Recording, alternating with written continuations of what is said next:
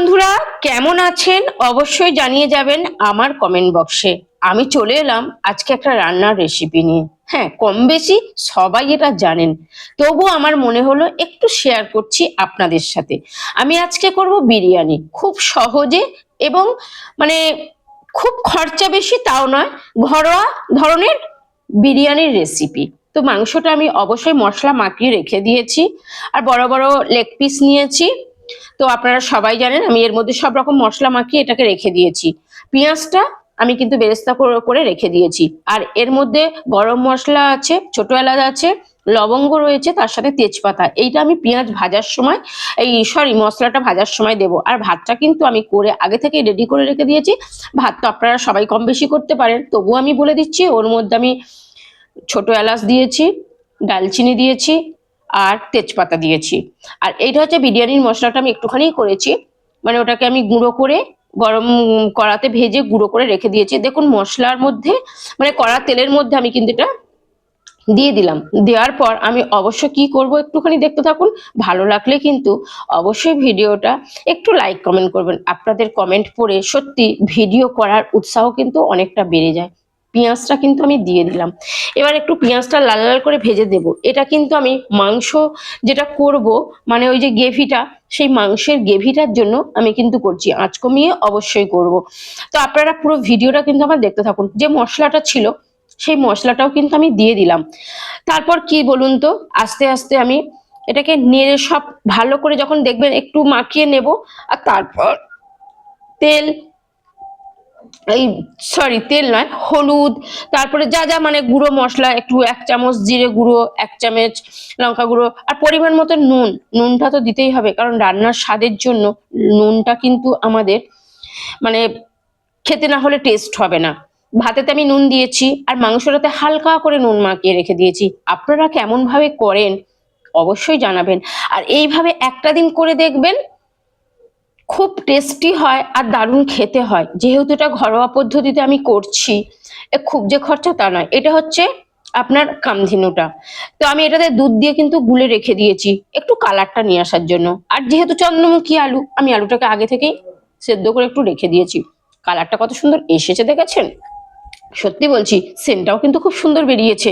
গন্ধটা তো আমি পাচ্ছি, আপনারা গন্ধটা পাবেন না, কিন্তু দেখে নিশ্চয়ই বুঝতেই পারছেন যে হয়তো টেস্টি, হয়তো না টেস্টি এবং সুস্বাদু হবে। আমি মাংসগুলো কিন্তু দিয়ে দিলাম। তো মাংসগুলো দেওয়ার পর দেখুন আমি একটু নেড়ে ছেড়ে নেব। একটু তো কষাতেই হবে, কারণ মাংস যত কষাবেন তত কিন্তু খেতে সুস্বাদু হবে। তো মাংসটা আমি কষিয়ে নেব। মাংসটা কষিয়ে নেওয়ার পর কি করতে হয় আপনারা জানেন, অবশ্যই পরিমাণ মতন আমি একটু জল দিয়ে দেব। তো কেমন লাগলো কমেন্ট করতে ভুলবেন না, আমি খেয়ে অবশ্যই জানাবো। তো দেখুন তেল ছেড়ে দিয়েছে, এবার আমি কিন্তু পরিমাণ মতন জল দেব, যেহেতু আমি একটু গিবি গিবি মতো রাখবো ভাতটা মাখানোর জন্য। তো আমি পরিমাণ মতন জলটা কিন্তু দিয়ে দিয়েছি। আপনারাও যে যেমন ভাবে রাখবেন সে তেমন দেবেন। আর করতে কিন্তু ভুলবেন না, আর আমার কমেন্ট বক্সে জানিয়ে দেবেন যদি এই পদ্ধতিতে আপনারাও করেন। আর যদি নতুন পদ্ধতিতে আপনারা করেন অবশ্যই একটু জানাবেন। ডেচকিটা আমি কিন্তু ভাতটা ঢেলে, এটা ঘি, এই ঘিটা কিন্তু আমি ঘরে তৈরি করি। আমার কুটুসের যে দুধটা নিয়ে আসি সেই দুধ দিয়ে আমি কিন্তু ঘিটা তৈরি করি। তো আমি একটুখানি ঘিটা মাখিয়ে নেব। আমি ঘিটা কিন্তু অল্পই দেব, কারণ আমি অন্য ঘি দেব। তো আমি অল্প করে ঘিটা দিয়ে মাখিয়ে নেব। মাখিয়ে নিয়ে আপনারা তো জানেন ভাত সাজাতে হয়, তবুও একবার আপনাদের সাথে আমি শেয়ার করে দিচ্ছি। আর এইতে গোলাপ জল আর কেওড়া জলটা আমি আগে থাকতে এনে দিয়ে রেখে দিয়েছি 1 ছিপি করে। দেওয়ার পর দেখুন আমি কিন্তু ভাতটা আলাদা রেখে দিয়েছি। তো এবার আমি ওই ভাতটা পাটে পাটে সাজিয়ে নেব। তো আমি অবশ্যই ঝোলটা দেব। ঝোলটা দেওয়ার পর আমি কিন্তু ভাত সাজিয়ে নেব। তো এইভাবে যদি করা হয় বিরিয়ানি, সত্যি বলছি দেখবেন খুব সুন্দর খেতে হয়, ঠিক দোকানের টেস্টের মতন কিন্তু টেস্ট চলে আসে। তবে একটা কথা কি বলুন তো, মিঠা আতরের গন্ধটা আমার খুব একটা ভালো লাগে না, তবুও কিন্তু আমি হালকা করে দেব। তো দেখুন আমি কিন্তু পাটে পাটে সাজিয়ে নিয়েছি সব। এইভাবে আপনারাও করবেন। তো দেখুন পাটে পাটে সাজিয়ে নেওয়ার পর আমি ওই দুধটাও কিন্তু দিয়ে দেব, যেহেতু কালারটা তো আসবে। মশলাটা কিন্তু আমি ওর মধ্যে দিয়েই দিয়েছি, মশলার কথাটা বলতে আপনাদেরকে ভুলে গেছি। আপনারাও কিন্তু এইভাবে দিয়ে দেবেন মশলাটা। আমি মশলাটা দিয়ে দিয়েছি।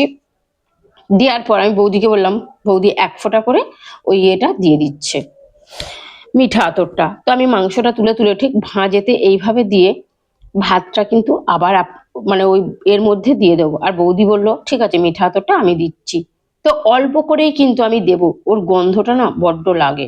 আপনারা কে কেমন ভাবে করেন আমাকে কিন্তু জানাবেন, একটু হলেও জানিয়ে যাবেন। হ্যাঁ, কমেন্টে তো সব লেখা যায় না, তো আমি কিন্তু আপনাদের কমেন্টের আশায় থাকবো। দেখুন আমি একটু নুনও ছড়িয়ে দিলাম, কারণ ভাতটা আমার একটু নুন কম হয়েছে। তারপর বৌদি আবার ভাতটা পাটে পাটে দিয়ে দিল। তো এইভাবে কি আপনারা করেন নাকি অন্যভাবে করেন? তো একবার এইভাবে করে দেখুন না, সত্যি বলছি খেতে কিন্তু খুব সুন্দর হয়। অবশ্যই কিন্তু এইভাবে একবার করে দেখবেন। তো যাই হোক, আমি এবার পুরো মাংসটা দিয়ে দেবো। দেওয়ার পর আপনারা বুঝতেই পারছেন তো ফাইনাল লুকটা আপনাদের সাথে শেয়ার করব, তবে সেটা একেবারে খাওয়ার টেবিলে। ভিডিওটা এমনিই বড় হয়ে যাচ্ছে, আর বেশি বড় করব না। তো ফাইনালি পুরো ভাতটাই আমি এখন দিয়ে দিলাম। দিয়ে আমি কিন্তু এবার বসিয়ে দেব গ্যাসেতে। একদম প্রথমে আমি একটুখানি গরম করার জন্য কি করব বলুন তো, আঁচটা একটু বাড়িয়ে দেব। দেখতে থাকুন, কিন্তু স্কিপ করলে আর বুঝতেই পারবেন না কোথা থেকে কি হলো। তো যাই হোক, দেখুন এবার আমি কি করব, থালাটা চাপা দেব। উপরে কিন্তু আমি ঘি ছড়িয়ে আর আপনার ওই মিঠা আতরটা একটু উপর দিয়ে ছড়িয়ে দিলাম। দিয়ে হালকা করে একটুখানি কিন্তু আমি জল দেব। তো আপনারা হয়তো এটা দেন না, আমি ওই বাটিটা ধুয়ে একটু জল উপরে ছড়িয়ে দেব। দেওয়ার পর আমি এবার চাপা দিয়ে, দেখুন এই যে নোড়াটা উপরে চাপা দিয়ে দিলাম যাতে গ্যাসটা না বেরিয়ে যায়। তো এবার আমি যেমন ভাবে সবাই মানে নাড়াচাড়া করে ঠিক সেইভাবে নেড়ে নিয়েছি। নেড়ে নেওয়ার পর সোজা কিন্তু একদম চলে যাবো এবার খাওয়ার টেবিলেতে। দেখুন আমি কিন্তু চলে এসেছি খাওয়ার টেবিলে। তো সত্যি বলছি দারুণ হয়েছে, খুব সুন্দর হয়েছে, খেতেও কিন্তু টেস্টি হয়েছে। সবই ঠিক আছে, পেঁয়াজ লঙ্কা সব ঠিক আছে, কিন্তু কি বলুন তো, একটা জিনিস নেই, সেটা হচ্ছে শশাটা নেই। তো যাই হোক, শশা ছাড়াই খেয়ে নেবো শশার নাম করে। তো কেমন লাগলো আমার এই ভিডিওটা বা আমার এই রেসিপিটা অবশ্যই কমেন্ট বক্সে জানাবেন।